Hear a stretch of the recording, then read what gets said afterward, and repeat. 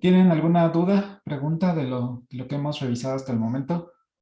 La parte de conceptos.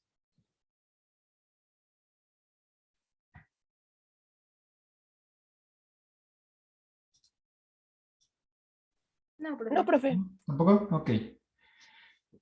Bien, entonces nos quedamos revisando la función aferente y un poco acerca de la función eferente. Mm,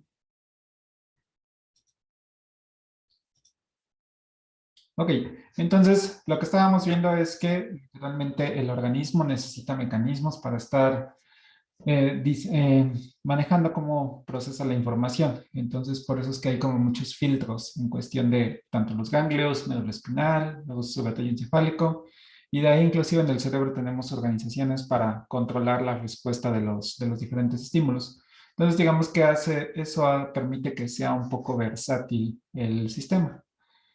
Entonces, vean, por ejemplo, cómo está un diseño de, digamos, ahora sí que del libro, cómo están los esquemas. Pues básicamente lo que les dibujé es la representación de esto. Entonces, vean aquí que tenemos el ganglio, que viene por parte del ganglio de la raíz dorsal. De hecho, de ahí su nombre. La parte dorsal es la parte de acá.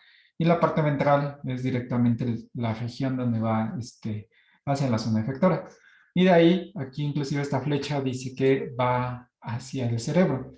Entonces, son los diferentes mecanismos que están pasando. Entonces, este tipo de esquemas que luego ven en libros de fisiología o de farmacología, simplemente nos indica cuáles son las regiones que van a estar procesando. Es decir, aquí, por ejemplo, dice que es el núcleo de la columna dorsal, que lo manda al tálamo y finalmente llega a las regiones dopaminérgicas de la sección motora o de la sección sensorial del cerebro, que es lo que estábamos viendo en sesiones anteriores. Entonces, ok, vamos a hablar.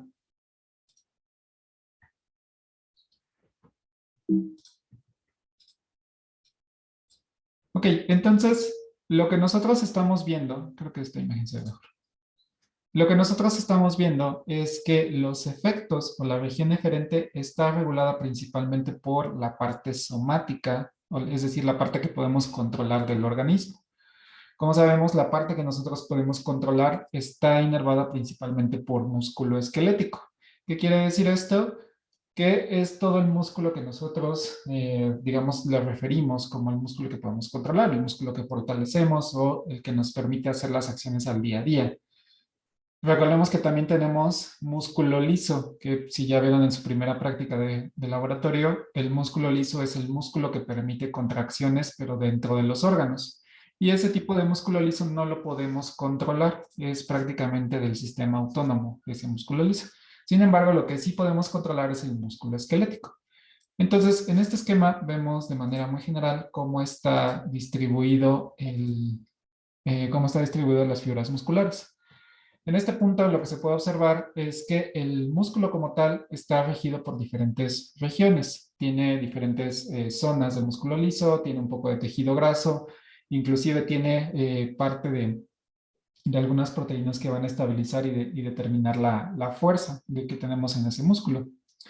Entonces, todo este músculo, vean que está inervado entre sí e inclusive se encuentra cerrado entre ellos. Esto permite que funcione como una sola unidad, a pesar de que son múltiples fibras muy delgadas, que, bueno, sí llegan a ser un poco macroscópicas, pero básicamente todas esas estructuras funcionan en un unísono, es decir, si necesitamos controlar, tenemos que mandar una instrucción para que todo el músculo se contraiga y de igual manera para que se relaje. Entonces, nosotros, o bueno, el diseño del organismo va que estamos en pares. ¿Qué quiere decir eso? Que, por ejemplo, nosotros, por ejemplo, cuando nosotros contraemos esta parte, el músculo que está aquí abajo se está relajando. Que si yo hago este proceso, este se está contrayendo y el de aquí abajo se está relajando. Si yo hago el proceso contrario, es decir, yo estiro mi brazo, este es ahora el que se está contrayendo y este es el que se está relajando. Entonces tenemos mecanismos de contracción y relajación que podemos coordinar a disposición. De igual manera, todas las regiones del cuerpo que tengan algún tipo de bisagra tienen ese tipo de mecanismo. Es decir, tenemos uno que va en contracción y otro que va en relajación. ¿Quién va a controlar todo ese proceso? Pues básicamente está controlado tanto por médula espinal cuando es una acción de arco reflejo y también por parte del sistema nervioso central cuando necesitamos hacer una acción muy particular. Como les decía, el arco reflejo son acciones involuntarias o acciones que no requieren de autorización por el cerebro, entonces directamente se procesan en médula espinal, mientras que ya las acciones que sí necesitamos tener un control particular sí van directamente por parte del cerebro. Como les decía, los deportistas de alto rendimiento normalmente van acostumbrando su organismo para que solamente se procese en médula espinal y no sea necesario por parte del cerebro. Entonces, ¿cómo se controla todo este proceso de acciones eferentes? Primeramente tenemos un nervio, que es el órgano tendinoso de Golgi,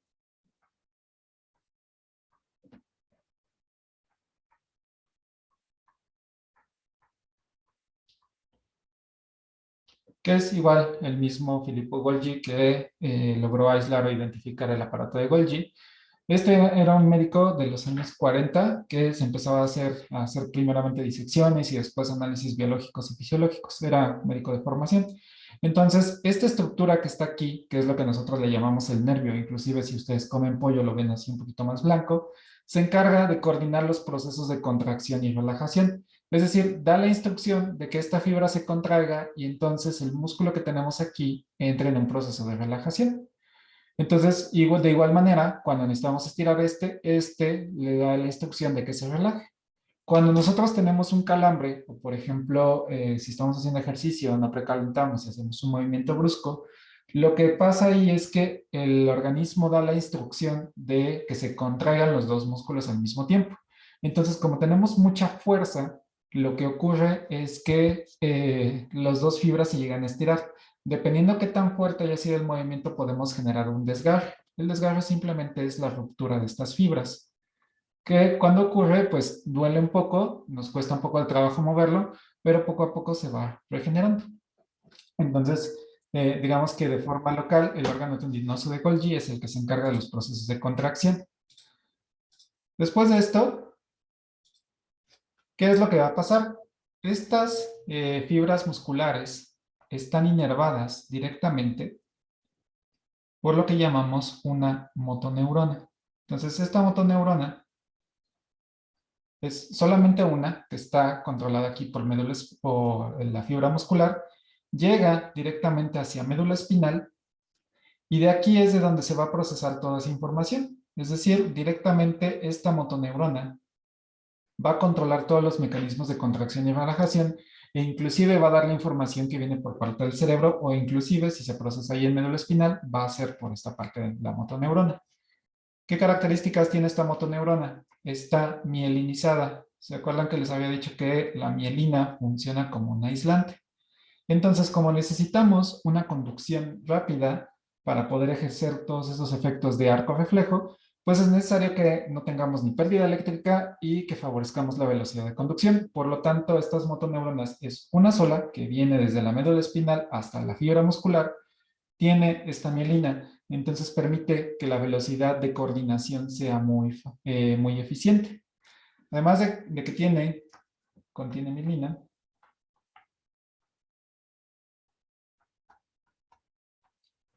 es una motoneurona. El tipo de comunicación que va a hacer por parte de estas fibras es principalmente canales iónicos. ¿Se acuerdan que les decía que para las respuestas mucho más eficientes tiene que ser a través de canales iónicos la conductividad? Porque si no tardaría mucho tiempo y seríamos más torpes a la hora de realizar movimientos. Por lo tanto, necesitamos la mayor tipo de eficiencia. Y ahora, estos canales iónicos están activados por tienen conductividades, tienen características activadas por voltaje, pero también por ligando.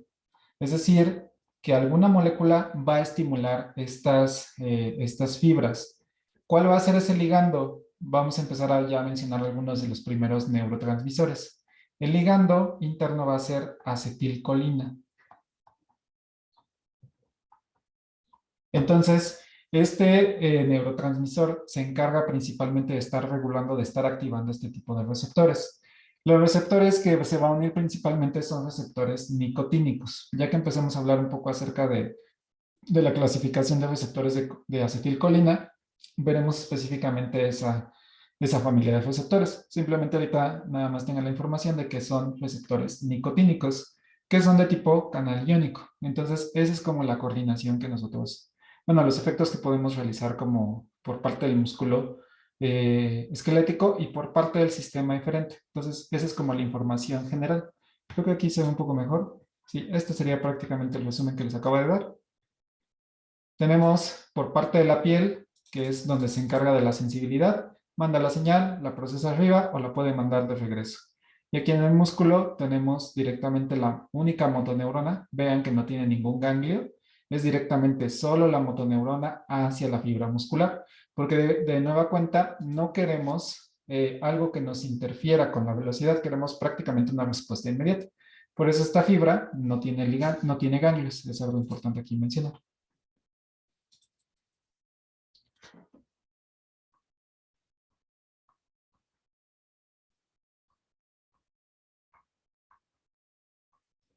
Entonces, esas son básicamente las características principales. Si alguno de ustedes hace ejercicio, lo que normalmente hacen para ganar músculo es cargar mucha fuerza y después tomar lo que los gimnastas les llaman, bueno, los que trabajan ahí en el gimnasio, que se tomen su proteína. Esa proteína lo único que hace es resonar fácilmente las fibras de actina que están cubriendo el músculo y la aceleración rápida hace que no se desinflame por completo.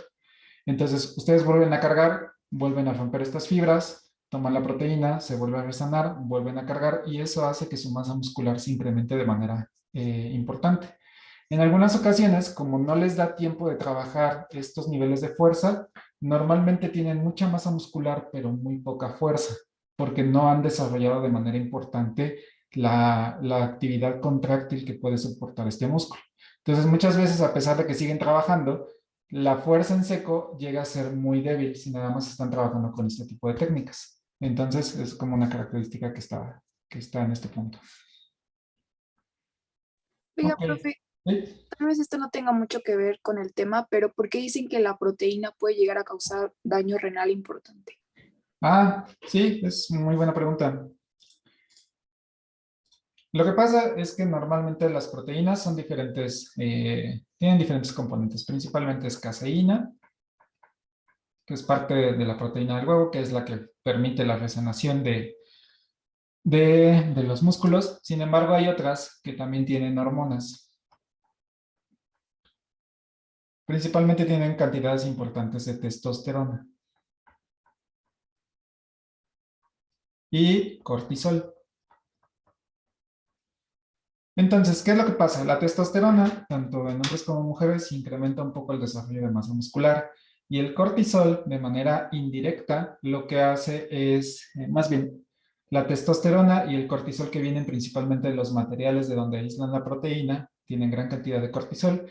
Inclusive, por ejemplo, si ustedes toman, dicen, bueno, yo soy vegetariano vegano, consumo mi proteína vegana, pues esa proteína vegana tiene muchos elementos corticosteroides, principalmente en los componentes vegetales. Entonces, todos estos corticosteroides se liberan directamente e incrementamos la concentración de estos elementos. ¿Qué pasa? Entonces, como tenemos un excedente y además de que también tiene, pues, en algunos casos tienen azúcares, o luego dicen que está complementado, está enriquecida con vitaminas y minerales. Principalmente los minerales lo que generan es un estrés directamente en el riñón. Entonces, ¿cuál es la desventaja de consumir de forma excesiva todo este tipo de productos de ejercicio? Si tomamos mucha caseína, pues realmente nada más aquí resonamos un poco el músculo, no hay tanto problema a nivel físico. Si somos intolerantes a proteínas de la leche o proteínas del huevo, puede ser que nos genere alergias o si no tenemos cómo procesarla, en algunas ocasiones pues tenemos un poco de inflamación por la microbiota que tenemos en el organismo. El problema de las hormonas, de la testosterona y el cortisol, principalmente antes que cualquier tipo de cambio sexual, lo que se observa de manera importante es el incremento en la irritabilidad. El cortisol en niveles altos nos genera un estado de enojo, de amargura. Entonces, posiblemente si ustedes han visto a sus instructores de gimnasio, siempre están de malas, siempre están así como histéricos, o inclusive los estelares de los gimnasios siempre están así como o muy presumidos, muy irritables, no tienen tolerancia, y es porque sus niveles de cortisol están muy elevados. ¿Qué se tiene que hacer ahí para bajar los niveles de cortisol? Se puede intentar, por ejemplo, yoga, meditación para bajar estos niveles de cortisol o inclusive procesos de estiramiento que permitan regular la liberación de estos neurotransmisores y de estos esteroides. En el caso de la insuficiencia renal, tiene que ver principalmente por el exceso de vitaminas y minerales. Cuando ustedes toman, inclusive esto les doy el tip, si ustedes toman algún multivitamínico, no vamos a hacer propaganda, pero bueno, si ustedes consumen las Centrum, que son las más utilizadas, o inclusive la Betoyecta, que es complejo B, ¿qué es lo que pasa? Se supone que una tableta está indicada simplemente para restablecer los órdenes diarios de estas vitaminas y minerales. Entonces, supongamos que una tableta tiene los nutrientes necesarios por si tienen una mala dieta para más o menos compensar este déficit de vitaminas. Entonces, vamos a asumir, no es del todo preciso esta información, pero vamos a asumir que una tableta te incluye las vitaminas necesarias de 1 kilo de manzana, ¿no? Solo por poner un ejemplo.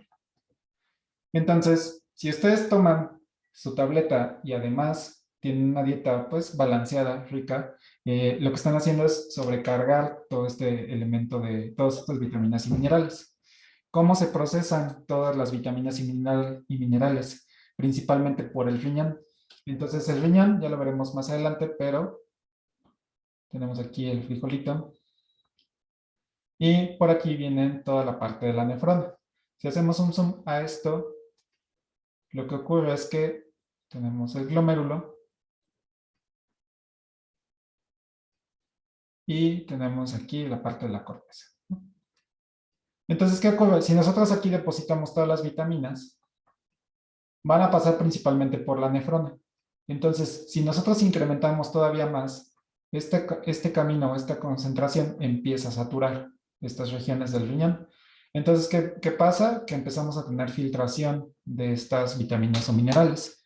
Eso a la larga puede ser que el riñón aguanta mucho, pero a la larga supongamos que tengamos estos hábitos 10 años continuos, ¿no? Tomando vitaminas constantemente, sin descanso. A la larga sí podemos generar un poco de insuficiencia renal. ¿Qué les recomiendo yo si están tomando multivitamínicos? Porque no son del todo malos, solamente es cuidar la dosificación. Es que tengan un esquema de tomar un mes, luego descanso, un mes, luego otro mes, tomando, descanso, así hasta que cumplan 3 meses escalados. O sea, si lo están tomando en enero, sería enero la toman, luego la vuelven a tomar en marzo y la vuelven a tomar en junio. Entonces, solo esos 3 meses pueden tomar los multivitamínicos y descansan todo el resto del año. Es decir, desde julio hasta diciembre descansan y pueden consumirlos al siguiente año. De esta manera le dan tiempo de descansar al riñón, de que los vaya procesando y que vaya metabolizando de forma adecuada y no tengamos acumulación renal. También, por ejemplo, si creen que nada más con un mes les puede hacer, pueden tomar el multivitamínico, tomar un descanso y no sé, cada 2 meses si lo quieren tomar durante todo el año. Pero sí, lo que no se recomienda es que tengamos estos tratamientos constantemente, sin descanso.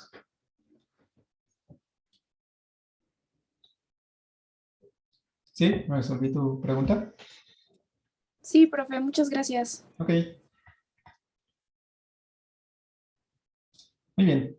Entonces, pues prácticamente como les decía, de la división eferente, tenemos la parte somática, que es lo que acabamos de ver de músculo esquelético. Entonces aquí estamos en...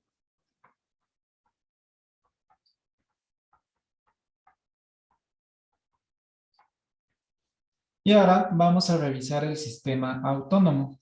Entonces el sistema autónomo, pues, como su nombre lo indica, es un sistema que no podemos controlar. Prácticamente es el sistema autónomo regula todas las funciones de los órganos y sistemas, sistema digestivo, cardiovascular, respiratorio, renal, inclusive toda la parte de, la parte de la piel, procesos de absorción y eliminación de agua, está por el sistema autónomo. Tenemos tres clasificaciones principales. El sistema entérico, que trabaja todo el sistema gastrointestinal, que va del estómago y el intestino, desde la parte inicial del duodeno hasta la parte final del recto, todo es el sistema entérico. Y tenemos el sistema simpático y parasimpático, que tal vez lo hayan oído mencionar en sus clases de fisiología. Entonces vamos a hacer la clasificación y las características que tienen cada uno de ellos. Entonces, en el sistema nervioso autónomo tenemos dos clasificaciones principales. Que, bueno, tenemos diferentes clasificaciones que se han ido actualizando. El simpático y parasimpático fue de forma anatómica. Entonces lo clasificaron como el sistema excitador, el sistema inhibidor y el que no entra de ninguno de esos dos, que es el sistema entérico. Otra clasificación que podemos tener del sistema autónomo es de acuerdo a los neurotransmisores que se liberan, que es otra clasificación, digamos, un poco más actualizada. Diga que por tradición ya se quedó como simpático y parasimpático. Sin embargo, la clasificación más aceptada hoy en día es sistema colinérgico, que antes pertenecía al parasimpático, y el sistema adrenérgico, que antes era conocido como sistema simpático. Entonces, en el sistema parasimpático o colinérgico, tiene sus características porque el principal neurotransmisor efector va a ser la acetilcolina. Mientras que en el sistema simpático o adrenérgico, el principal neurotransmisor va a ser la adrenalina y la noradrenalina. Entonces vean que esta clasificación está basada de acuerdo al tipo de neurotransmisor que se libera o que se está activando en esos diferentes regiones. También en el sistema nervioso autónomo tenemos una tercera clasificación. Como no habían elementos que no tenían respuesta ni adrenérgica ni colinérgica, entonces lo denominaron como sistema no adrenérgico y no colinérgico, es decir, como NANCA. Es decir, simplemente no lo pudieron clasificar dentro de los dos principales, entonces crearon una tercera categoría donde prácticamente depositaron todos los demás neurotransmisores que no pertenecen a noradrenalina. Aquí tenemos como óxido nítrico, ATP, el ácido gamma-amilobutírico o GABA, la serotonina o 5-HT y la dopamina. Y algunos otros péptidos que regulan funciones muy particulares, como el péptido vasoactivo intestinal, el neuropéptido Y, sustancia P, péptido relacionado con el gel de la calcitonina y la hormona liberadora de gonadotrofina. Entonces, básicamente todo lo que no es adrenalina ni acetilcolina está catalogado aquí. Entonces vean que ya empezamos a mencionar los principales neurotransmisores que vamos a estar revisando. En este caso va a ser acetilcolina y noradrenalina junto con adrenalina. Entonces, ¿qué características tienen? Vamos a hablar primeramente de los sistemas adrenérgico y colinérgico. Entonces, los sistemas adrenérgicos que están aquí en color rojo, vean que tenemos estas líneas en rojo, representan los nervios. Y las esferitas que están aquí mostradas son prácticamente los ganglios. Recordemos que los ganglios son estos sistemas de información que recapturan toda esta información y depositan hacia dónde tiene que mandarse la información, ya sea de entrada o de salida. Entonces, ¿qué es lo que vamos a observar? Vemos que principalmente las neuronas preganglionares, es decir, antes del ganglio, son muy cortas, están muy pegadas a la médula espinal.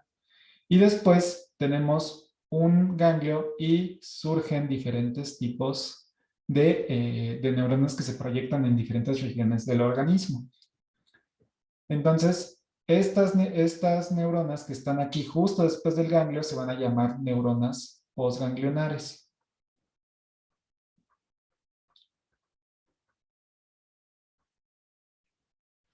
que la terminología es post, sigue después de qué, del ganglio. Entonces tenemos dos divisiones, algo que está antes del ganglio y algo que está después del ganglio. Ahora veamos el sistema colinérgico. Vean que la diferencia del sistema colinérgico es que la neurona preganglionar antes que va al ganglio es mucho más larga. Vean, aquí tenemos los ganglios representados. Entonces, prácticamente los ganglios se encuentran vecinos a los órganos efectores. Entonces, los nervios preganglionares en el sistema colinérgico son mucho más prolongados y solamente van a terminar directamente en el órgano. ¿Por qué creen que el sistema adrenérgico tenga esta bifurcación? Es decir, si se dan cuenta aquí el sistema colinérgico, cada neurona o cada nervio directamente está inervando un solo órgano o una sola región del órgano. Mientras que, por ejemplo, si vemos aquí el ganglio celíaco, tenemos inervación directamente en el estómago, en el hígado, en el páncreas, riñones e inclusive en glándulas sudoríparas. ¿Por qué creen que tengamos esta diferenciación? ¿O cuál creen que sean las características importantes?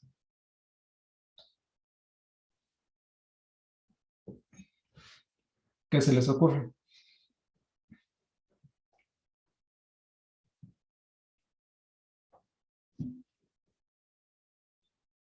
Para tener una respuesta más rápida. Para tener O una sea, respuesta. el hecho de que afecte solamente a cierto órgano hace que sea más rápida la respuesta, no sé. ¿De quién? ¿Del colinérgico o del adrenérgico? Del colinérgico. Ok.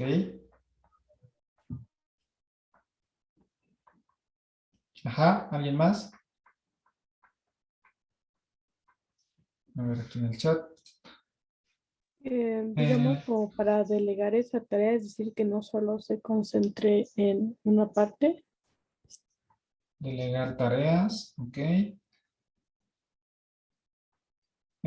Carlos dice activar varios sistemas al mismo tiempo, muy bien. ¿Podría ser para que la señalización sea más específica? O sea, una neurona para un órgano.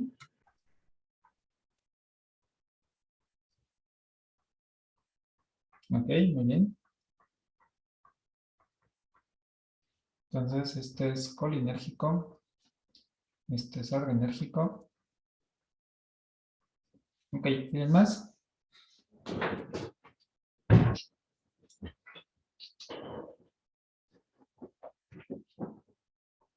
¿No? Bueno, en general, todos ustedes tienen un punto correcto. Es decir, las funciones que están aquí diseñadas sí son correspondientes a cada uno de los diferentes sistemas.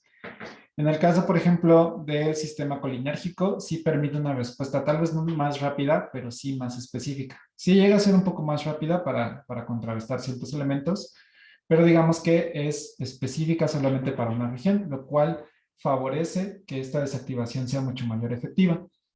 Y los que comentaron sobre el sistema adrenérgico, exactamente, permite delegar tareas y activar varios sistemas.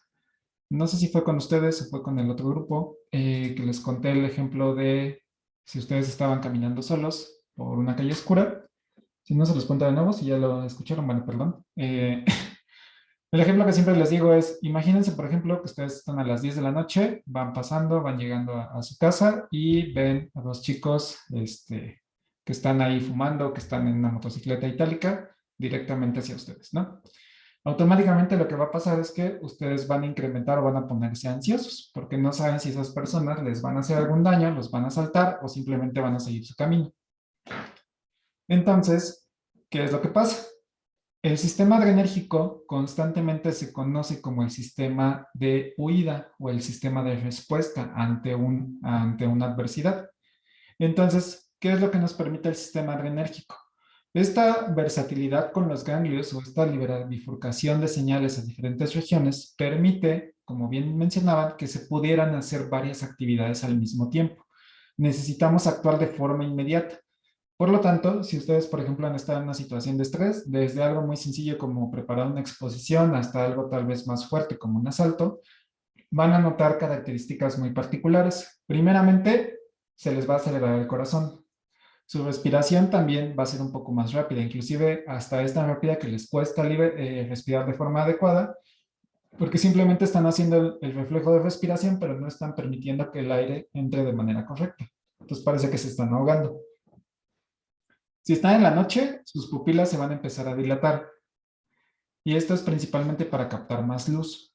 Que también notan que se les seca la boca, o sea que no producen saliva, que su sudoración también está retraída, inclusive toda la parte del hambre, inclusive por eso hasta les dan náuseas luego, porque el estómago empieza como a contraerse para evitar continuar con el proceso de digestión. Se les van las ganas de ir al baño, se les van de cualquier forma, inclusive toda la parte también del apetito sexual se les inhibe. Entonces, ¿qué quiere decir esto? Quiere decir que el sistema adrenérgico está listo para emplear una huida. ¿Qué es lo que necesitamos en ese momento? Necesitamos más sangre en todo el cuerpo, necesitamos toda la energía directamente hacia los músculos para poder emplear una carrera. No necesitamos comer porque no nos va a dar tiempo, simplemente queremos huir de ahí. Y incrementamos la cantidad de oxigenación a través de la sangre y a través de los pulmones. Entonces, eso nos permite tener un evento de respuesta. Entonces, supongamos, pasa ese evento, ustedes corren, se van a un lugar seguro, ¿y qué pasa después? Unos minutos después de que ya ustedes se sienten seguros, vienen todos los efectos contrarios. Su corazón se empieza a calmar, parte, por ejemplo, de la respiración se empieza a regular, las pupilas se empiezan otra vez a contraer, entonces ya inclusive hasta a veces les da dolor de cabeza por la intensidad de luz que tienen. Y en algunos casos, si el evento es muy exagerado, todos los procesos de relajación, por ejemplo, de la uretra o del colon, se empiezan a relajar. Entonces, por eso hay casos donde las personas que tienen un susto muy fuerte o se orinan encima o se defecan encima, porque realmente ya tanto estrés hizo que todos los músculos se contrajeran, que eventualmente cuando ya tuvieron un descanso, todo esto se empezó a liberar.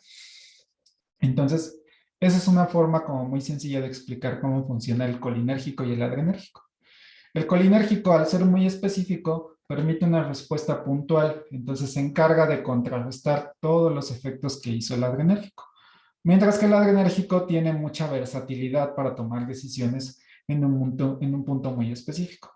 Y entonces ya cuando pasó la emergencia, el sistema colinérgico puede efectuar de manera un poco más tranquila o de manera más puntual donde requerimos disminuir esta estimulación. Entonces, esas son las características principales de estos dos sistemas.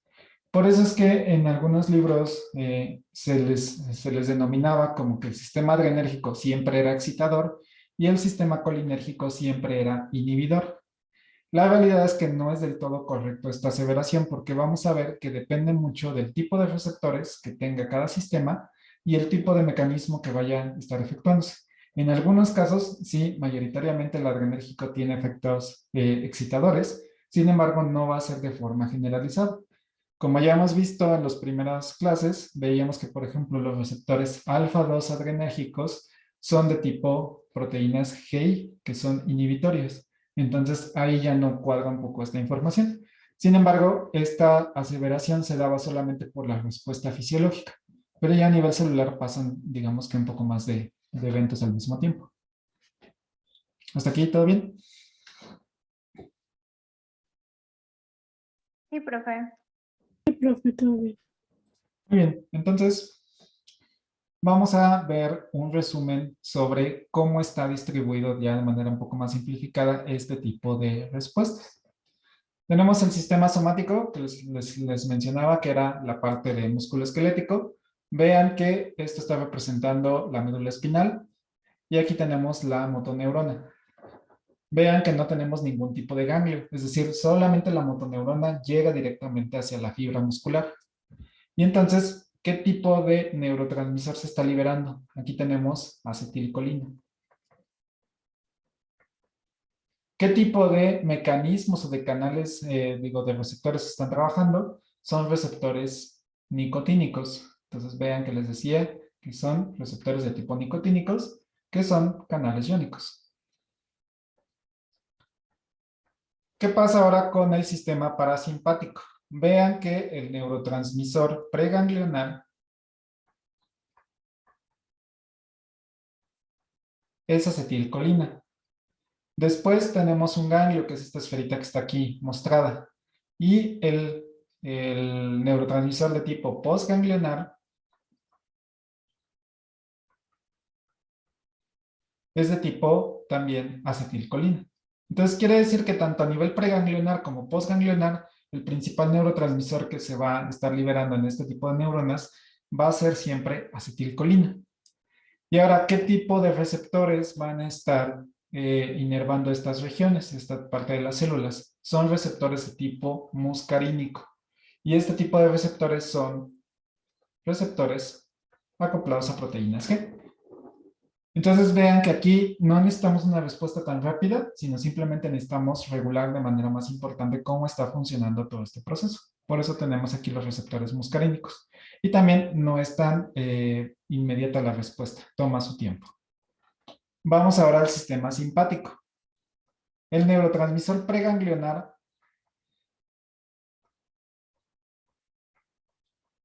va a ser de tipo acetilcolina. Mientras que después del ganglio, vemos aquí que tenemos un ganglio, el principal neurotransmisor de tipo postganglionar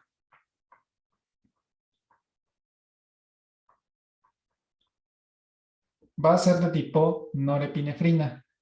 Entonces vean que el único cambio donde tenemos el cambio de neurotransmisor va a ser a nivel postganglionar en los sistemas simpáticos o adrenérgicos. En todos los demás, a nivel preganglionar o inclusive si no hay ganglio, siempre va a estar siendo liberándose acetilcolina. Entonces eso ahí ténganlo muy presente. Tenemos excepciones en el sistema simpático. Para poder liberar esta adrenalina o esta norepinefrina, necesitamos estimular al sistema, a la glándula adrenal, que es la que se encuentra encima de los riñones. Tenemos aquí los riñones y habrán visto que tiene como un tipo sombrerito encima.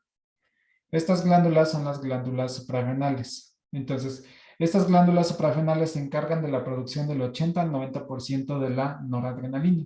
Entonces, como necesitamos liberar esta noradrenalina, el único mecanismo que permite la activación va a ser los sistemas de acetilcolina. Es el único, y junto con las glándulas sudoríparas, son los únicos dos sistemas que pertenecen al sistema simpático que no están inervados por norepinefrina. Todos los demás órganos y sistemas sí van a estar inervados por norepinefrina.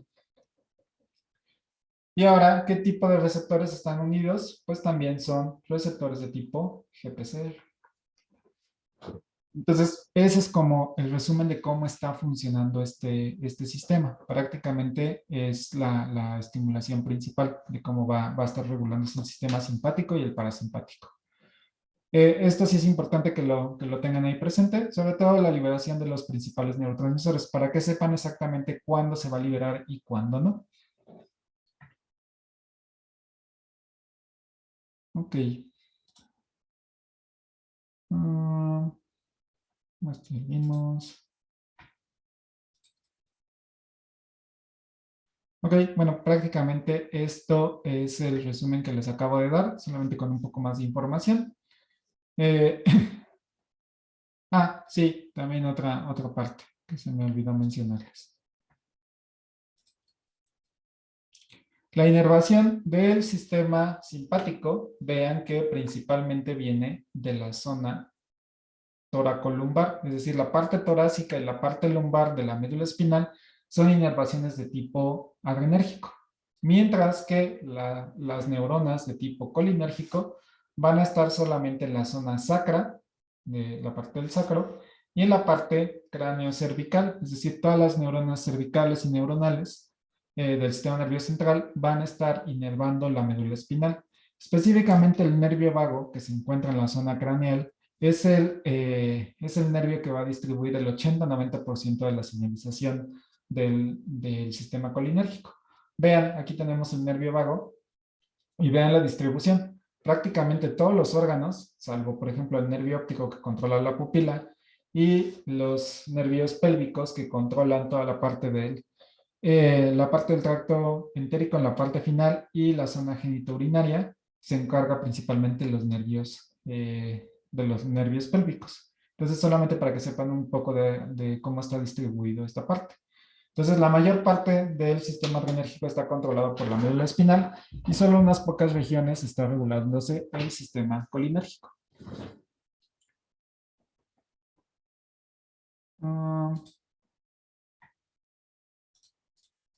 Ok, esto es básicamente el resumen que les di, por si lo quieren revisar también. Y entonces, ¿qué funciones podemos encontrar de manera general? Tenemos múltiples funciones que están regulándose. Se ha visto que algunas pertenecen, bueno, que son más claras que otras. Por ejemplo, contracción del iris viene por el sistema simpático. Es decir, la dilatación de la pupila pertenece por el sistema simpático. Los efectos contrarios van por el sistema parasimpático, que es la contracción, que es la pupila se contrae. Tenemos la dilatación de la tráquea, el sistema simpático, mientras que el sistema parasimpático se encarga de la contracción. En el caso del corazón, veamos que tenemos un incremento en la contractilidad cardíaca, mientras que el sistema parasimpático se encarga de la disminución. Este tipo de ejemplos es lo que originalmente denominaba como que el sistema adrenérgico era el sistema excitador y solamente el sistema parasimpático se encargaba de contrarrestar estos efectos fisiológicos. Sin embargo, vamos a ver un poco más adelante cómo estos eventos no son del todo ciertos, sino sí tenemos ciertas excepciones que pueden estar ocurriendo. Entonces, podemos ver, por ejemplo, que favorecen, por ejemplo, la secreción de epinefrina, la glándula adrenal.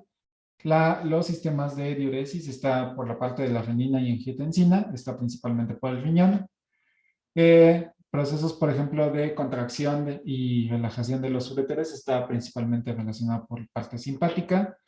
En el caso de los hombres, la eyaculación está siendo estimulada por parte del sistema simpático y la estimulación de la erección, es decir, el proceso inicial, está por parte del sistema parasimpático. En el caso, por ejemplo, de las mujeres, la relajación del útero está por la parte simpática. También, por ejemplo, la parte de los músculos, de los vasos capilares está por el sistema simpático y también procesos de contracción, es decir, la tensión arterial está todo por el sistema simpático. No se preocupen por esto, lo vamos a ir viendo en cada unidad exactamente qué hace cada uno de ellos. Este esquema solamente es para que sepan qué tan difuso está y qué tantas funciones puede estar controlando.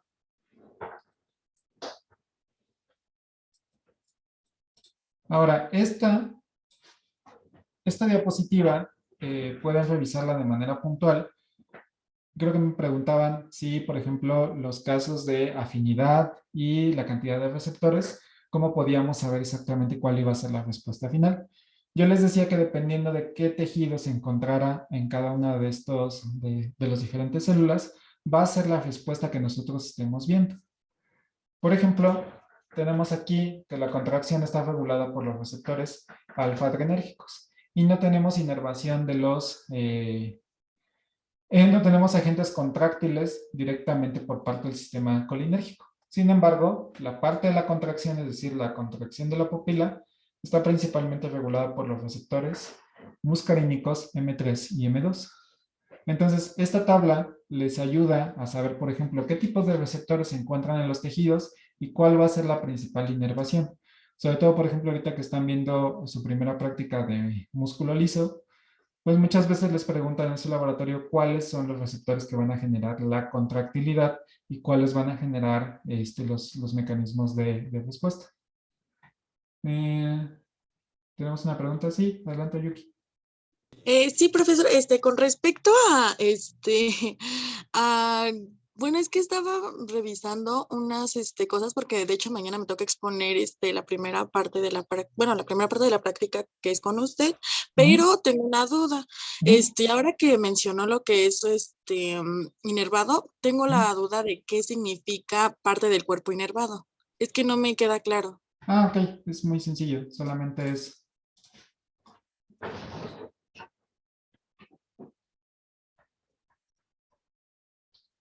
inervado. Si lo dividimos, quiere decir que contiene nervios. Entonces, supongamos tenemos aquí A ver si me sale más o menos.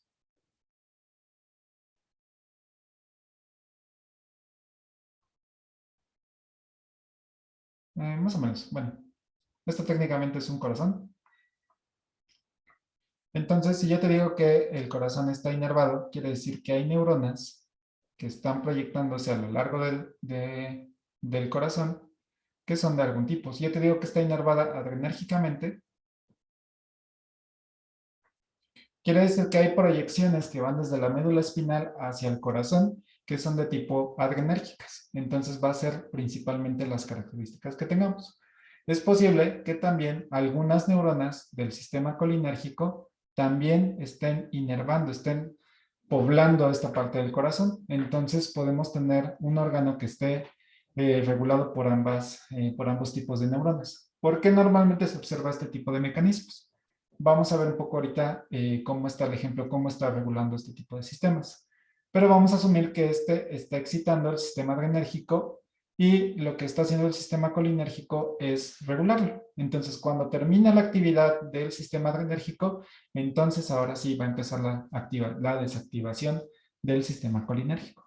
Eso es a lo que se refiere el término inervado. Ah, ok, sí, ya me quedó mucho más claro. Muchas gracias, profe. Sí, por nada.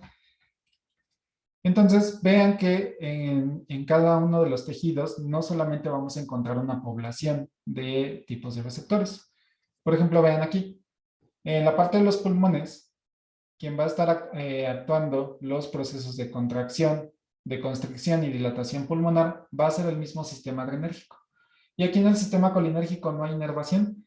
Quiere decir que el sistema colinérgico no va a regular los procesos de respiración, sino simplemente va a ser solo el sistema adrenérgico. Entonces, de igual manera, hay varios tejidos donde sí tenemos algún proceso de inervación por algún tipo de receptor, pero no necesariamente siempre tienen que estar los dos. Puede ser solamente que uno se encargue principalmente más que otro. Ok. Bien, entonces, para terminar, falta el sistema nervioso entérico. Entonces, el sistema nervioso entérico tiene una clasificación distinta porque la inervación, la presencia de receptores va a ser tanto de tipo adrenérgico como de tipo colinérgico. Sin embargo, como el sistema nervioso entérico es un poco más complicado porque realmente tenemos muchos mecanismos involucrados al mismo tiempo. El estómago se va a encargar de procesos de secreción, ya sea de enzimas proteolíticas, de ácido gástrico, de algunas amilasas y de algunas lipasas que van a empezar principalmente a degradar todos los alimentos que consumimos en bloques más sencillos. Después tenemos el intestino, que el intestino tiene la función de absorción de todos los nutrientes de los alimentos y sobre todo de empezar a mover toda esta materia que ya se está procesando. Entonces tenemos mecanismos de contracción y relajación, que es el peristaltismo. Es decir, solamente estas contracciones paulatinas que van empujando toda la materia hasta que finalmente llega al recto y es desechada, ¿no? Entonces, el hecho de que esté inervado tanto por sistema colinérgico y adrenérgico lo vuelve un poco difícil de estudiar porque no hay funciones muy particulares, simplemente están interactuando al mismo tiempo, además de que existen muchas otras moléculas que pueden estar actuando o activando en diferentes aspectos. Aquí vamos a encontrar, por ejemplo, algunos neuropéptidos. El péptido, por ejemplo, vasoactivo intestinal, que les había mencionado, que es el BIP, es uno de los principales que se va a encargar principalmente de todos estos procesos de peristaltismo. Tenemos la serotonina, el ATP y el neuropéptido Y, que se encargan tanto de procesos de absorción de nutrientes. Algunos activan algunos mecanismos de defensa, otros permiten la coordinación de todos estos nervios. Entonces, eso ha dificultado mucho los estudios y sobre todo que no es tan claro exactamente qué hace cada uno de estos elementos. Por eso es que tiene su clasificación aparte, porque no se comporta tan fácil como el estómago o los pulmones, que uno activa y otro desactiva tan fácilmente, sino aquí todos están trabajando al mismo tiempo. Por eso es que se observa este tipo de características. Además, el sistema entérico tiene también una característica muy importante, la cual es que tiene una absorción o una cantidad de sangre muy importante. Aproximadamente el 10% de la sangre total se queda en el estómago. Entonces, si nos visualizamos, todo el tamaño que tiene el estómago versus todo el organismo y que solamente ese órgano tenga un 10% de absorción de sangre, pues quiere decir que requiere de mucha energía para poder estar funcionando. De hecho, prácticamente el 80 o el 50% de toda la energía total se la pasa el organismo en la digestión. Es decir, está trabajando constantemente para proceder toda la digestión que consume toda nuestra energía. Entonces, no sé si les ha pasado que si ustedes están comiendo todo el tiempo o todo el día, supongamos ahorita por el encierro que están sentados frente a una computadora 4 o 5 horas constantes y de vez en cuando van comiendo, cuando terminan sus periodos de clases difícilmente les da muchas ganas de hacer algún tipo de ejercicio, porque realmente toda la energía que estuvieron consumiendo se fue directamente a la alimentación. Entonces es una de las características también importantes. Y de igual manera, por ejemplo, otras características particulares de ellos. Ahora que pasó el 14 de febrero y que ustedes le dieron su mensaje a su crush o a su pareja, normalmente cuando empiezan a hablar con ellos o las primeras interacciones, casi siempre tienen esa sensación que llaman mariposas en el estómago. Entonces, igual manera, cuando ustedes están en una condición de estrés, sienten este fenómeno de mariposas en el estómago. ¿Qué significa eso? Las mariposas en el estómago simplemente es toda la sangre que está contenida en el estómago se libera hacia las extremidades. Entonces, ese movimiento de sangre que está haciendo de forma abrupta se va directamente a todo menos al estómago. Está interactuado principalmente por una activación del nivel de dopamina y de adrenalina. Entonces, lo que quiere decir es que, por ejemplo, cuando está en una situación así, quiere decir su organismo está pensando que está en una situación de estrés, es decir, que tienen que huir justamente de ese momento. Entonces, cuando quieren hablarle a alguien que les da miedo, lo único que quieren hacer es simplemente huir y no estar ahí presentes. Entonces, su organismo lo detecta como una amenaza y por eso mueve toda esa sangre del centro hacia las extremidades. También se ha visto que, por ejemplo, en la parte del intestino y en algunas regiones del estómago tenemos diversos neurotransmisores que permiten la sensación emocional, que también está relacionado con este proceso de migración de sangre. Entonces, más que, por ejemplo, el órgano clásico que decimos que es del enamoramiento, el corazón, realmente quien está detectando todas esas sensaciones es el estómago. Obviamente no es tan atractivo poner un simbolito de un estómago versus un corazón, pero realmente quien efectúa todas esas acciones es el estómago más que el corazón. El corazón simplemente se encarga de bombear sangre y no tiene receptores sensibles. Entonces, por eso es que realmente la atribución se tendría que darle al estómago. ¿Preguntas hasta el momento?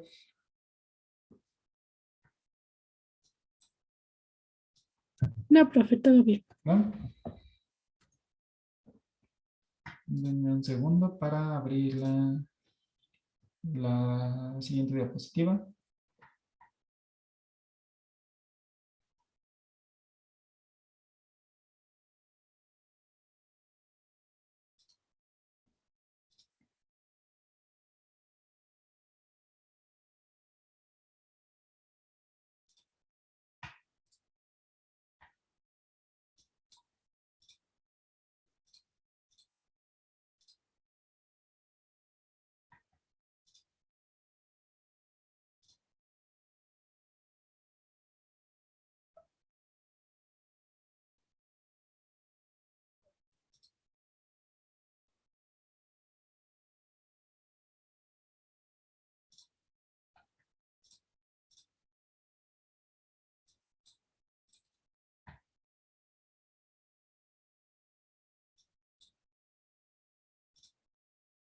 Mm.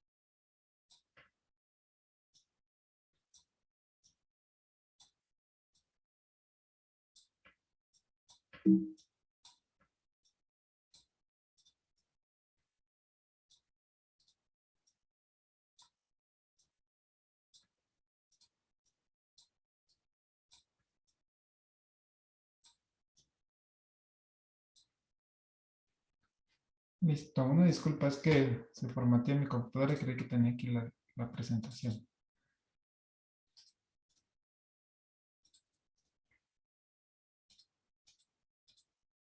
Muy bien, entonces vamos a empezar a hablar sobre el sistema colinérgico. Entonces, el sistema colinérgico, que ya habíamos visto que está principalmente liberado por o regulado por la acetilcolina,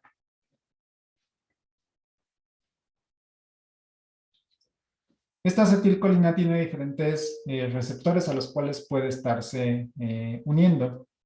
Tenemos dos clasificaciones principales de los receptores. Tenemos el sistema nicotínico y tenemos el sistema muscarínico. Esta clasificación del sistema nicotínico y muscarínico se dio principalmente por los ligandos que activaban, es decir, que eran agonistas de este tipo de receptores. Entonces, los primeros receptores que se lograron identificar, pues fueron los receptores nicotínicos, y después pues, se procedió a la identificación de los sistemas muscarínicos. Como sabemos, el término nicotínico hace referencia a la nicotina, que es el principal componente o el alcaloide principal que da este proceso de adicción o de relajación a nivel del sistema nervioso central contenido en los cigarros.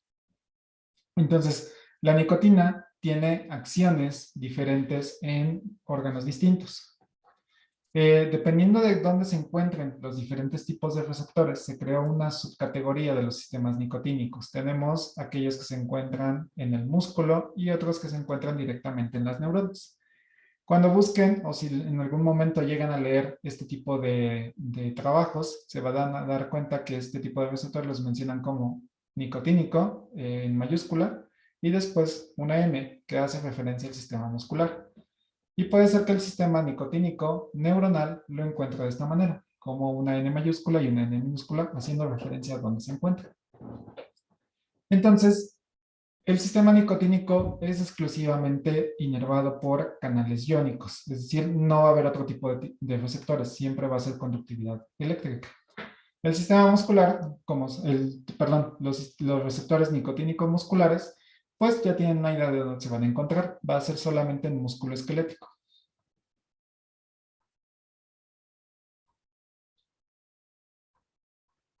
Mientras que los receptores nicotínicos neuronales van a estar en sistema nervioso central. Ahora, aquí tenemos una representación de cómo están los diferentes tipos de receptores. Tenemos que todos tienen 5 subunidades, es decir, se forma un canal iónico de forma pentamérica. Recordemos que los canales iónicos forman este tipo de poros y van a permitir el paso de diferentes iones. Los canales iónicos todos son de tipo catiónico. ¿Qué quiere decir esto? Que solamente van a permitir el paso de cationes. ¿Cuáles son los cationes que más hemos visto? Potasio, sodio, calcio. Quiere decir que los diferentes canales pueden tener iones que permitan procesos de despolarización y también iones que favorezcan el proceso de hiperpolarización. Entonces sabemos que sodio y calcio van a estimular o despolarizar la membrana, mientras que el potasio va a hiperpolarizar la membrana. Entonces, dependiendo de los diferentes tipos de subunidades, va a ser esta actividad. Entonces, por ejemplo, para los procesos de contracción a nivel muscular son principalmente a través de canales de sodio. Entonces, a lo mejor ustedes en algún momento han estado en contacto, si van al dentista o han tenido algún proceso de cirugía con anestésicos de tipo local, el cual es, por ejemplo, la lidocaína. La lidocaína es un fármaco que va a inhibir o que va a bloquear canales de sodio y en menor medida un poco canales de calcio, pero principalmente va a ser canales de sodio. Entonces ustedes cuando van al dentista normalmente les administran una inyección directamente en la encía que está regulando toda la parte de los nervios de comunicación y previene así que tengan los procesos de nocicepción o de dolor. Entonces le dan tiempo, unos cuantos segundos para que haga su efecto y después pierden la sensibilidad. De igual manera, si han tenido algún tipo de cirugía donde no los anestesian de forma completa, les pueden dar lidocaína o bupivacaína, que son también dos anestésicos, y que es lo que permite que puedan trabajar en la región que esté expuesta, que esté lesionada, sin necesidad de ponerlos inconscientes. Entonces solamente va a actuar en alguna de las regiones. ¿Cómo actúan estos anestésicos? Pues simplemente bloqueando la apertura de canales de sodio. Entonces, si recuerdan, les había mencionado que las neuronas proyectan esa información a través del axón. Si nosotros bloqueamos estos canales, no va a poder continuarse la señalización. Entonces, ¿qué estamos haciendo aquí? Engañando al cerebro. Es decir, si recuerdan todo el esquema de conductividad, si bloqueamos un punto, el estímulo sí va a estar siguiendo presente, pero no va a poder llegar al proceso final, que va a ser hacia la médula espinal. Entonces se queda ahí atorado esta sensación y no nos permite tener esa percepción dolorosa, pero el estímulo ahí está presente. En el momento en que se libere la lidocaína y todavía tengamos ese estímulo ahí corriendo, pues va a llegar directamente a la parte de médula espinal y va a desencadenar un efecto doloroso. Entonces, esas son como las características del sistema de nicotínico. Vemos que tenemos diferentes subunidades, es decir, tenemos aquí un par de preguntas. Ok, sí, perfecto, nicotínico muscular. Sí, muchas gracias, Diana. Ok. Entonces, vemos que los diferentes receptores tienen distintas subunidades. Estas subunidades garantizan tanto la localización como la permeabilidad para los diferentes iones. Hay algunos que van a favorecer la permeabilidad a potasio, otros que van a favorecer la permeabilidad a sodio y así sucesivamente. ¿Cómo vamos a encontrar la nomenclatura? Por si en algún momento encuentran un trabajo que habla de estos tipos de canales, solamente nos va a decir, por ejemplo, tenemos el receptor nicotínico muscular, este de acá. Nos va a indicar cómo está la conformación, es decir, este va a ser un 2 alfa 1, quiere decir que tenemos dos subunidades alfa 1, luego viene un beta 1, un delta y finalmente un gamma. Entonces, este simbolito que parece pues, prácticamente una palabra griega, está haciendo referencia a cómo está coordinado las subunidades, cuántas subunidades tiene. Por ejemplo, este de aquí va a ser mucho más fácil porque solo es un 5 alfa 7, es decir, 5 subunidades de tipo alfa 7. Entonces, esa es la nomenclatura de esto. Casi no vamos a ver algunos ejemplos de este tipo de canales, vamos a mencionar algunos, pero lo que principalmente nos vamos a enfocar va a ser a los sistemas muscarínicos. La clasificación de este tipo de receptores salió principalmente por el agonista, que es la muscarina. La muscarina es prácticamente un alcaloide que se encontró directamente de un hongo llamado muscarina, que es Amanita muscari. Este hongo, realmente es rojo, muy bonito, con diferentes puntos blancos, fue descubierto en 1869. Entonces, ¿qué veía, por ejemplo, el doctor Oswald Smither? Él lo que veía es que, por ejemplo, muchas personas que estaban en el campo regresaban directamente de colectar algunos de tanto hortalizas como algunos vegetales y llegaban con un incremento en la sudoración, llegaban con salivación excesiva, con un poco atrofiado el músculo, les costaba un poco caminar, inclusive llegaban con casi desmayados, no necesariamente inconscientes, pero sí, pues prácticamente en condiciones pues no tan adecuadas.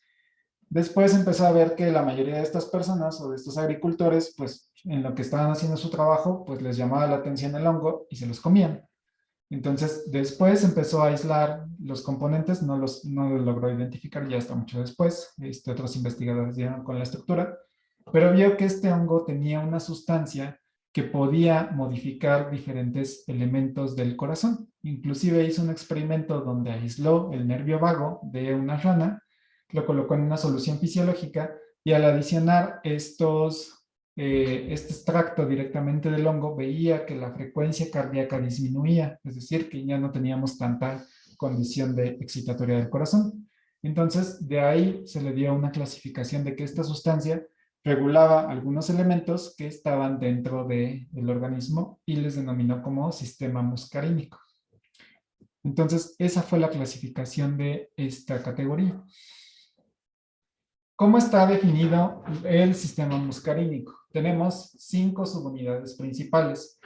la subunidad M1, M3 y M5 están acoplados a una proteína GQ, mientras que los receptores M2 y M4 están acoplados a una proteína GI. Entonces, para que les quede más claro, los receptores impares están acoplados a una proteína GQ, mientras que los receptores pares se encuentran acoplados a una proteína GI. Entonces, ¿qué quiere decir esto? Lo que ya habíamos visto, que los receptores GI van a unirse, se libera aquí la acetilcolina, se une a su receptor M2, y ¿qué tenemos? Por un lado, tenemos activación de canales de potasio por el complejo beta-gamma, ya lo habíamos visto. Y por otro lado, teníamos que la subunidad alfa previene o impide la activación de la adenilatociclasa y por lo tanto no tenemos activación de canales iónicos. Entonces, esos son los receptores GI. Mientras que los receptores GQ, no le hagan caso a esto, porque aquí sería como acetilcolina. Y el receptor sería un M1. Este tipo de receptores está acoplado a una proteína GQ. Ya habíamos visto que activa la fosfolipasa C. Liberamos dos segundos mensajeros, el diacilglicerol y el inositol trifosfato, y tenemos activación de la proteína, de la sinasa de proteína C y de la liberación de calcio. Entonces vean que la acetilcolina tiene efectos excitatorios y efectos inhibitorios. ¿De qué va a depender? Pues nuevamente de la localización de este tipo de receptores. Por eso les decía que es muy importante saber dónde se está presentando estos receptores y así podemos inferir cómo va a ser la actividad principal. Entonces, por ejemplo, ¿dónde vamos a encontrar los receptores M1, M5 y M3? Los M5 van a encontrarse principalmente en el sistema nervioso central, es decir, vamos a encontrarlos específicamente para tranquilizar o relajar el sistema. Es decir, si nosotros, para estimular el sistema, una disculpa.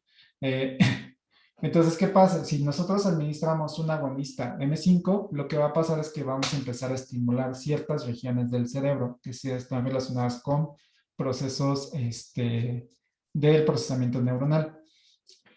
¿Cuál va a ser, cuál van a ser los segundos mensajeros que se van a liberar? Pues ya hemos visto, ¿no? Tenemos incremento de inositol trifosfato, diacilglicerol, calcio y PKC, que es prácticamente lo que está resumido en este punto.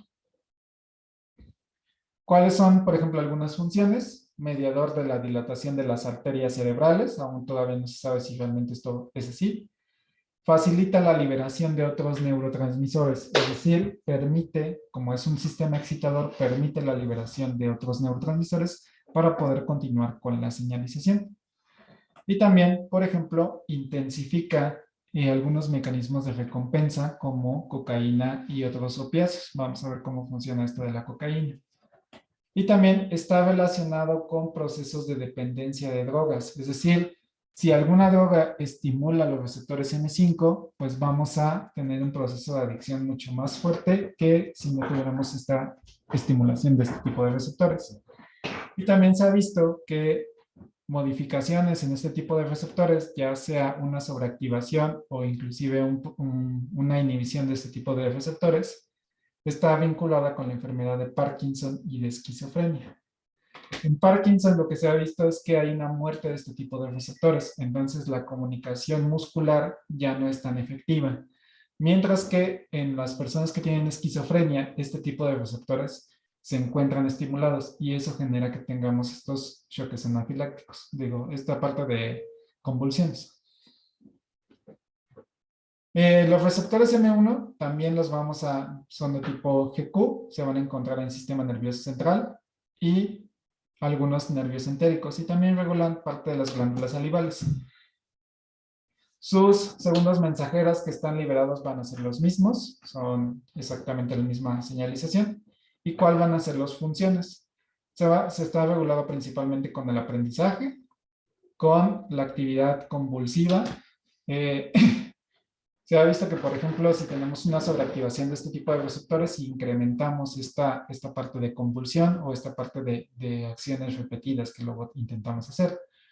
También regula, por ejemplo, la liberación de dopamina, es decir, también puede regular algunos neurotransmisores. y también permite la regulación de la locomoción. Y también permite la despolarización de los ganglios autónomos y el incremento de las secreciones. También está relacionado con la enfermedad de Alzheimer y la esquizofrenia. En este caso, como vean que tenemos, está participando en los procesos mentales de aprendizaje y memoria, pues se ha visto que una disminución de este tipo de receptores pues afecta directamente el almacenamiento de los recuerdos. Entonces tenemos ahí un problema en el Alzheimer. Los receptores M3 vamos a encontrarlos también en el sistema nervioso central, pero principalmente en músculo liso. Es decir, son aquellos que se van a encargar de la contracción de los mecanismos. Nuevamente, aquellos que están viendo su práctica, la parte de contracción de la tráquea está regulada principalmente por los receptores M3. Entonces, estos van a encargarse sobre todo de la estimulación de músculo liso. Los segundos mensajeros siguen siendo los mismos porque está unido a la misma proteína G. ¿Qué efectos funcionales va a generar? Pues de igual manera, incremento en la contracción, principalmente la vejiga, y son los encargados principalmente de las secreciones, es decir, van a secretar tanto la saliva, el sudor, algunas hormonas entéricas. También, por ejemplo, permite la liberación de dopamina y la liberación de otro segundo mensajero que es el óxido nítrico. ¿En qué está asociado o cómo se ha afectado estas modificaciones de estos receptores? Pues principalmente en enfermedades pulmonares. El hecho de que sean factores contráctiles, pues van a afectar directamente todas las enfermedades que están relacionadas con la respiración, que puede ser, por ejemplo, la enfermedad obstructiva crónica, la enfermedad pulmonar obstructiva crónica, que lo que hace simplemente es sellar la tráquea y evitar que el aire llegue directamente hacia los pulmones, dificultando así el proceso de respiración. También se ha visto que, por ejemplo, algunos mecanismos como en la parte de la vejiga puede generar un poco de incontinencia urinaria. Esto es principalmente porque como tenemos una contracción excesiva, se ha visto que si tenemos una disminución de este tipo de receptores, de los M3, no va a contraer de manera eficaz, entonces vamos a tener cierta filtración de orina, y eso es lo que genera parte de la incontinencia urinaria. Normalmente no es tan agresivo, pero dependiendo de las personas, en algunas ocasiones lo que se ha visto es que pueden ser pequeñas gotas de orina que se esté filtrando, no sé, cada media hora, cada hora. Entonces llega a ser bastante incómodo porque pues, es realmente algo que no se puede controlar, pero tiene que ver con esta falla en los receptores. Y también se ha visto que puede generar o está relacionada con el colon irritable, que es todo este proceso de modificación fisiológica que estresa directamente al colon, y tenemos ahí modificaciones importantes como una distensión de este colon y también una modificación en el peristaltismo, que no se mueva de forma correcta.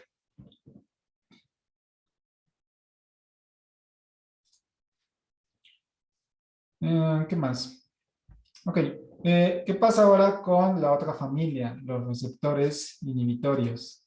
Nuevamente, una disculpa por esto. Los receptores M2 están acoplados a proteínas GI. ¿Qué van a hacer? ¿Dónde se van a encontrar? Pues se encuentran en sistema nervioso central, corazón, músculo liso y algunas terminaciones del sistema nervioso autónomo. ¿Cuál es el mecanismo que está acoplado? Vean que aquí aparece lo que les mencionaba, los receptores GI y G0. Entonces, ¿qué va a hacer? Pues la parte GI va a encargarse de disminución de la adenilato ciclasa y por lo tanto la disminución del AMP cíclico, mientras que la parte G0 se encarga principalmente de la activación de canales de potasio. También, por ejemplo, la parte GI se encarga de inhibir la conductividad de calcio. Es lo que ya hemos visto en las clases anteriores. Entonces, por eso yo les decía que si ya tienen claros los mecanismos de señalización, ya que nada más es ver qué tipo de receptores son y qué es lo que va a hacer, lo que va a estar modificando.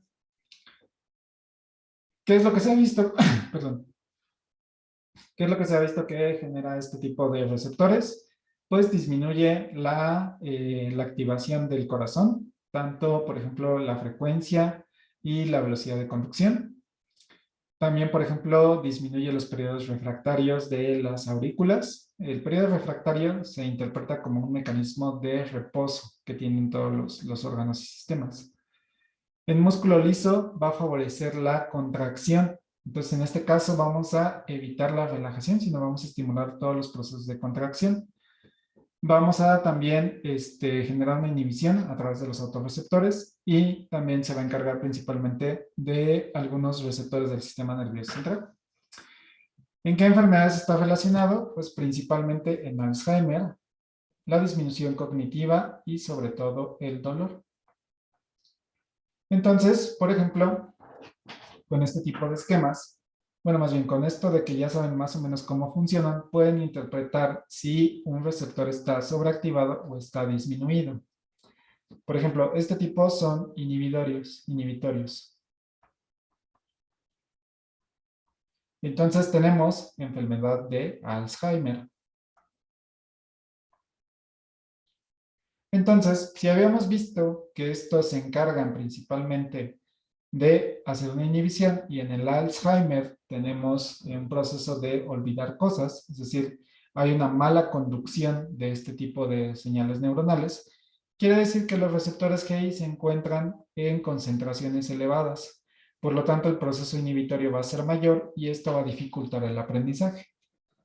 ¿Qué va a pasar, por ejemplo, con disfunción cognitiva?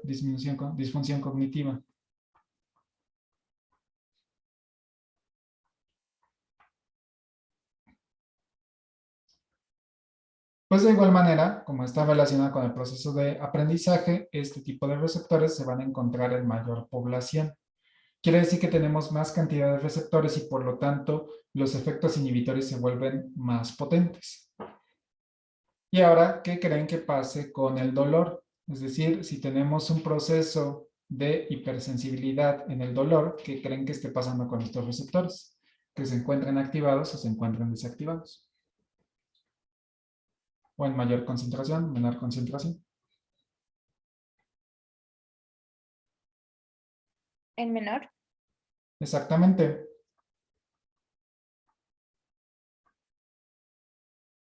Como estos se encargan de disminuir la cantidad de dolor que estamos percibiendo, si nosotros tenemos una... aquí es, perdón, es aumento de dolor.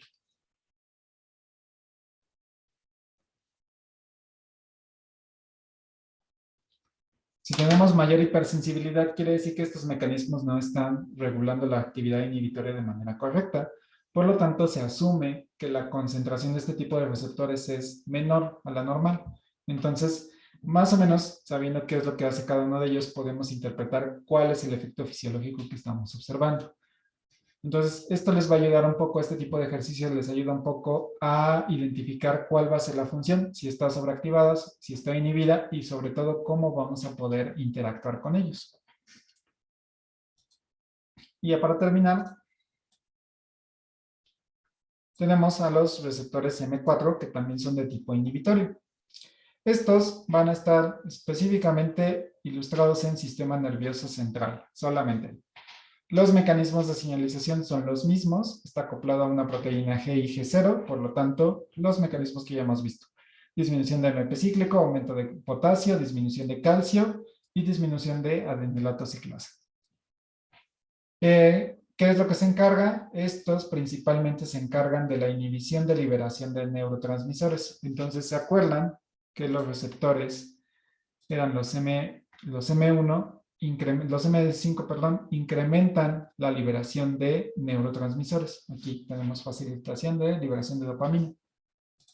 Mientras que los M4 se encargan de la liberación de neurotransmisores. Quiere decir que estos dos receptores están actuando al mismo tiempo. Entonces, unos favorecen la liberación de neurotransmisores y otros pertenecen o favorecen la autorregulación de estas actividades. Entonces, casi siempre los vamos a encontrar en pares. Es decir, uno que vaya a estimular y otro que vaya a inhibir para controlar la activación o la regulación de este tipo de proteínas. Está relacionada también con efectos de analgesia, es decir, disminución de los estímulos nociceptivos y facilitación de liberación de dopamina. Veíamos que los M1 disminuían la liberación de dopamina. Aquí.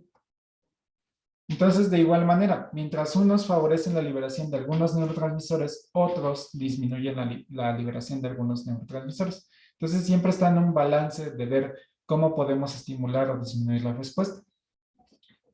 ¿Y en qué patologías están asociadas? Pues nuevamente en Parkinson, sobre todo por la parte de la dopamina, esquizofrenia, porque en algunas ocasiones no permiten la inhibición adecuada de la liberación de neurotransmisores, por lo tanto el sistema nervioso se encuentra sobreexcitado, y también está relacionada con el dolor neuropático.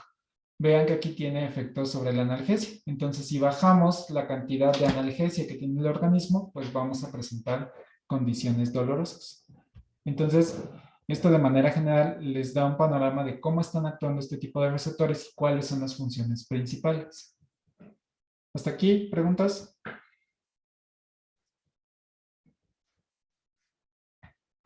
Profe, ¿de qué depende que aumente el número de receptores? Ah, ok. Bueno, eso...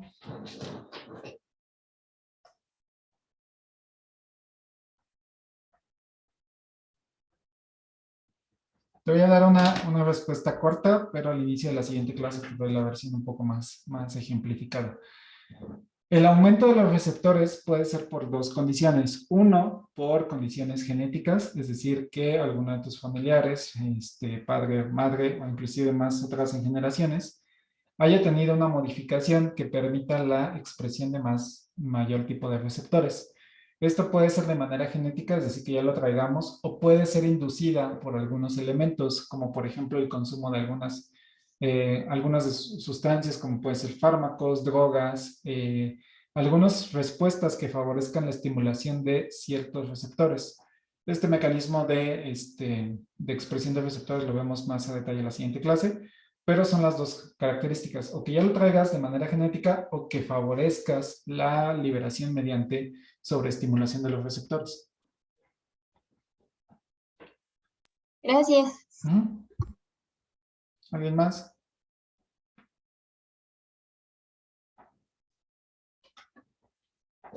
¿No? Ok, si no hay más preguntas, nos vemos la siguiente clase. Ya les dejé su tarea creo que el día de ayer, entonces igual si tienen dudas sobre ella, lo revisamos la siguiente sesión. Sí, profesor. Gracias, profe, bonito día. Vale, gracias, Cuídense. profe. Cuídense, hasta Gracias, luego. profesor.